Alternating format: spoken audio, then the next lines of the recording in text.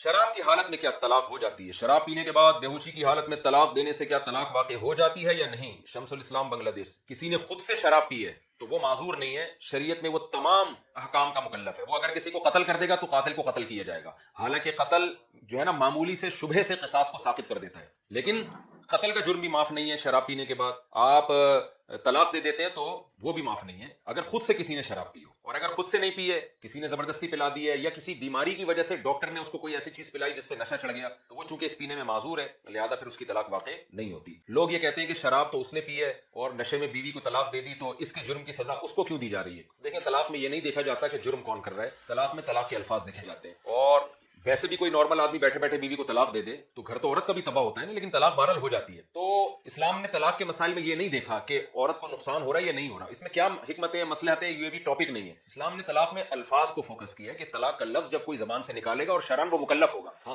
حدیث میں آتا ہے کہ لا طلاق فی اغلاق، جب انسان پر رائے فکر کے دروازے مکمل بند ہو جائیں، جیسے جنون کی حالت میں کوئی دیوانہ ہو گیا، پاگل ہو گیا یا سوتا ہوا ہے، اس کی طلاق واقع نہیں ہوتی. لیکن شراب میں جو عقل زائل ہوتی ہے نا، ایک تو بالکل یہ زائل ہوتی نہیں ہے، اس کو مجنون پر قیاس نہیں کیا جا سکتا. بعض لوگ کہہ سکتے ہیں حدیث میں آتا ہے مجنون اور ان کی نہیں ہوتی، تو نشے میں بھی تو انسان جنون میں چلا جاتا ہے، تو وہ نوعیت کا جنون ہوتا نہیں ہے. اس کی سب سے بڑی دلیل یہ کہ شراب پی کے کبھی اپنی بیوی کو طلاق نہیں دے گا آدمی، ماں کو طلاق نہیں دے گا، نہ بہن کو دے گا، بیوی کو ہی. اس کا مطلب مکمل ہوش اس کے ختم نہیں ہوتے. اور دوسری بات یہ ہے کہ اگر یہ کہتا ہے میں معذور تھا، مجھے تو پتہ ہی نہیں تھا کہ میں کیا کہہ رہا ہوں، شراب پینے والا اگر یہ عذر پیش کرتا ہے بھائی مجھے تو پتہ ہی نہیں تھا میں کیا کہہ رہا ہوں، تو بھائی تجھے یہ تو پتہ تھا نا کہ میں کیا پی رہا ہوں اور اس کے بعد کیا کچھ ہو جاتا ہے. یہی وجہ ہے کہ کوئی شراب پی کے کسی کو گولی مار دے تو شریعت کہتی ہے قاتل کو حکومت قصاصاً گردن اڑائے گی، اس کو قتل کرے گی. اب قاتل کہے میں نے جان کر تو نہیں مارا، میں نے جب شراب پی تھی تو مجھے کیا پتا تھا مجھ سے یہ کچھ بھی ہو جائے گا، تو حکومت یہ کہے گی، شریعت اس کو یہ کہتی ہے کہ تجھے یہ تو نہیں پتا شراب پی کے تو کیا کر رہا ہے، لیکن شراب پینے سے پہلے تجھے پتا تھا کہ میں جب پیوں گا تو کیا کچھ ہو سکتا ہے، کیونکہ شراب پینے کے بعد سب کچھ ہو سکتا ہے. اس لیے شراب پینے والے کا کوئی عمل اللہ کے نزدیک معاف نہیں ہے اور اس کے سارے تصرفات نافذ ہوں گے. اگر وہ طلاق دیتا ہے تو طلاق بھی واقع ہو جاتی ہے. اور میں ایسی خواتین کو جن کے شوہر نشہ کر کے طلاق دیتے ہیں پھر وہ روتی ہیں کہ ہائے یہ کیا ہو گیا، میں ان سے کہتا ہوں شکر ادا کرو کہ اس سے تمہاری آسانی سے جان چھوڑ گئی، کیونکہ شراب والے آدمی کے ساتھ عورت گزارا نہیں کر سکتی. میں ان سے کہتا ہوں آج اس نے شراب پی کے 3 طلاقیں دی ہیں، کل یہ شراب پی کے تمہیں چاقو مار دے